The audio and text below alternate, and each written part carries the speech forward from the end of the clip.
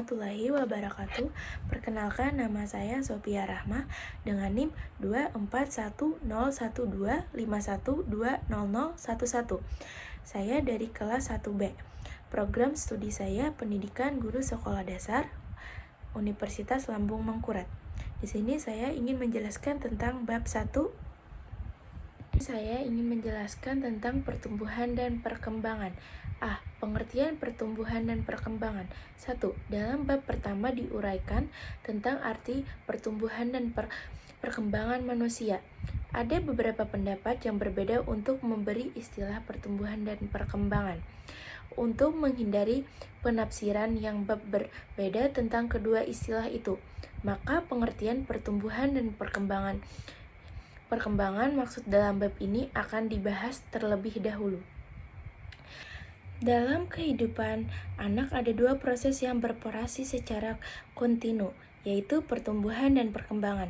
Banyak orang menggunakan istilah pertumbuhan dan perkembangan secara bergantian.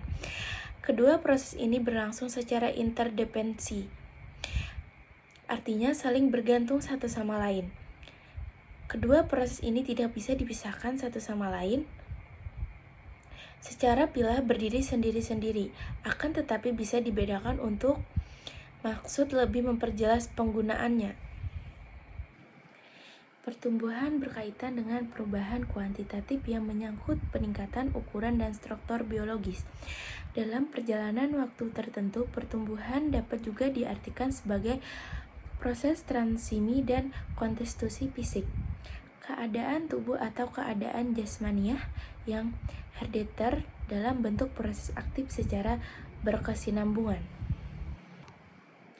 Pertumbuhan jasmani berakar pada organisme yang selalu berproses, yang selalu beroperasi atau berfungsi, juga bersifat dinamis dan tidak pernah statis secara komplit. Pertumbuhan jasmaniah ini dapat diteliti dengan mengukur berat badan, panjang, dan ukuran lingkaran. Umpamanya lingkaran kepala, lingkaran dada, dan lain-lain.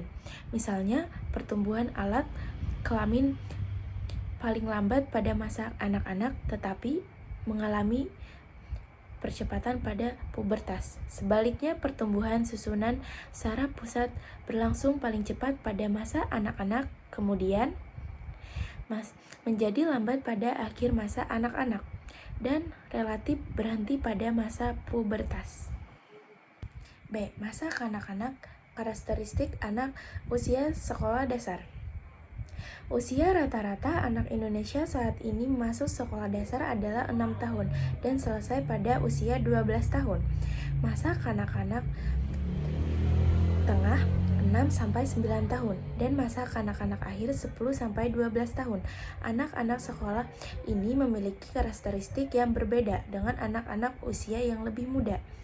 Ia senang bermain, senang bergerak, senang bekerja dalam berkelompok, dan senang merasakan atau melakukan sesuatu secara langsung. Guru hendaknya mengembangkan pembelajaran yang mengundang unsur permainan, mengusahakan siswa berpindah atau bergerak, bekerja atau belajar dalam kelompok, serta memberikan kesempatan untuk terlibat langsung dalam pembelajaran. Ada beberapa tugas perkembangan anak usia sekolah dasar meliputi berikut. 1. Menguasai keterampilan fisik yang diperlakukan dalam permainan dan aktivitas fisik. 2. Membina hidup sehat.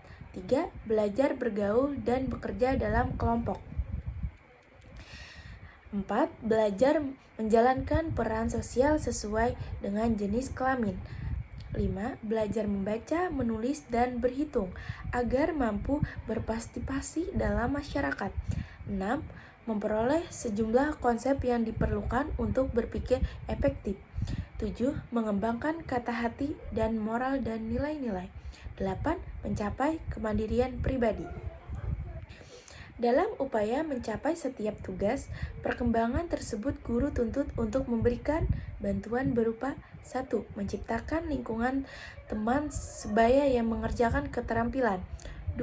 Melaksanakan pembelajaran yang memberikan kesempatan kepada siswa untuk belajar bergaul dan bekerja dengan teman sebaya, sehingga kepribadian sosialnya berkembang. 3. Mengembangkan kegiatan pembelajaran yang memberikan pengalaman dan konkret atau langsung dalam membangun konsep. 4. Melaksanakan pembelajaran yang dapat mengembangkan nilai-nilai sehingga siswa mampu menentukan pilihan yang stabil dan menjadi pegangan bagi dirinya. 1. Ciri akhir masa kanak-kanak. A. Label yang digunakan oleh orang tua. Karena kebanyakan anak, terutama anak laki-laki, kurang memperhatikan, tidak bertanggung jawab terhadap pakaian dan benda yang dimiliki sendiri, maka orang tua memegang periode ini sebagai usia tidak rapi. Suatu masa di mana anak cenderung tidak mempedulikan penampilan dan kamarnya saat berantakan. B. Label yang digunakan oleh para pendidik. Para pendidik melabelkan akhir masa kanak-kanak dengan usia sekolah dasar. C. Label yang digunakan ahli psikologi. Usia kelompok suatu masa di mana perhatian utama anak tertuju pada keinginan diterima oleh teman-temannya sebayanya sebagai anggota kelompok yang bergengsi dalam pandangan teman-temannya. Usia bermain. Jadi alasan periode ini disebut sebagai usia bermain karena luasnya minat dan kegiatan bermain dan bukan karena kebanyakan waktu untuk bermain. Usia bermain, jadi alasan periode ini disebut sebagai usia bermain karena luasnya minat dan kegiatan bermain dan bukan karena banyaknya untuk bermain. 2. Aspek perkembangan manusia pada tahap akhir masa kanak-kanak. A. Perkembangan fisik pada akhir masa kanak-kanak ada beberapa berikut. Yang pertama, tinggi. Yang kedua, berat. Yang ketiga, perbandingan tubuh. Yang keempat, kesederhanaan. Yang kelima, perbandingan otak lemak. Yang keenam, gigi. B. Keterampilan awal masa kanak-kanak. Kategori keterampilan akhir masa kanak-kanak ada beberapa berikut. Yang pertama, keterampilan menolong diri sendiri. Yang kedua, keterampilan menolong orang lain. Yang ketiga, keterampilan sekolah. Yang keempat, keterampilan bermain. C. Kemajuan berbicara. Bidang-bidang yang mengalami kemajuan. Yang pertama, penambahan kosakata. Yang kedua, pengucapan. Yang ketiga, membentuknya kalimat. Yang keempat, kemajuan dalam pengertian. C. Prinsip-prinsip pertumbuhan dan perkembangan. Pertumbuhan berkaitan dengan perubahan kuantitatif, yaitu peningkatan ukuran dan struktur. Adapun perkembangan berkaitan dengan perubahan kualitatif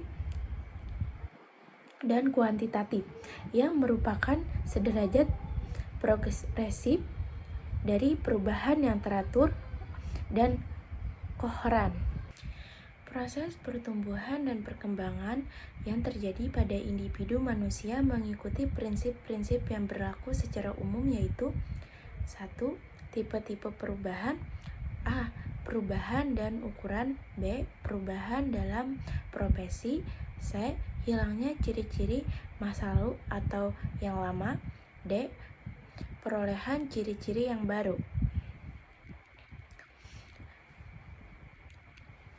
2. Karakteristik perkembangan. A. Perkembangan berlangsung dari hal-hal yang bersifat umum yang bersifat khusus. B. Perkembangan itu berkesinambungan. C. Setiap bagian tubuh mempunyai kecepatan pertumbuhan sendiri-sendiri. D. Selalu ada korelasi antara perkembangan yang awal dan perkembangan selanjutnya.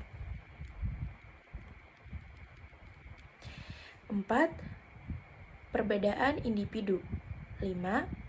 Pola perkembangan bersifat periodik. 6. Tujuan prinsip perkembangan menurut Harlock 1991 merupakan ciri mutlak dari pertumbuhan dan perkembangan yang dialami oleh seorang anak, antara lain: A. Adanya perubahan ukuran, perubahan fisik, perubahan proporsi, hilangnya ciri lama, mendapatkan ciri baru. B. Perkembangan awal lebih kritis daripada perkembangan selanjutnya. Hasil pembelajaran dan Pengalaman merupakan hal yang dominan dalam perkembangan anak. Ada dasar awal cepat menjadi pola kebiasaan. Ada dasar awal sangat sulit berubah meskipun hal tersebut salah.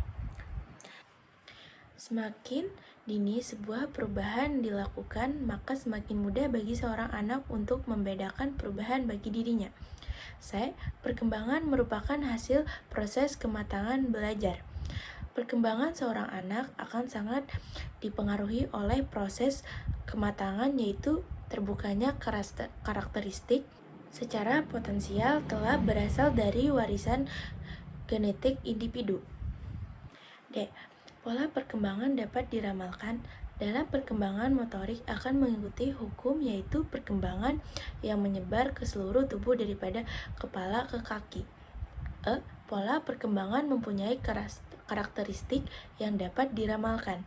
Semua anak mengikuti pola perkembangan yang sama dari satu tahap menuju tahap berikutnya. Pola perkembangan tidak berubah sekalipun terdapat variasi individu dalam kecepatan perkembangan. Terdapat perbedaan individu dan perkembangan.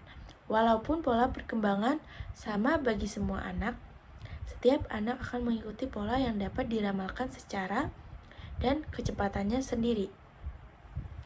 G. Setiap tahap perkembangan memiliki bahaya yang potensial. Pada semua usia mengandung bahaya yang dapat mengganggu pola normal yang berlaku. Bahaya tersebut dapat mengakibatkan terganggunya penyesuaian fisik, psikologis, dan sosial, sehingga pola perkembangan anak tidak menaikkan tetapi datar, artinya tidak ada peningkatan dalam perkembangan.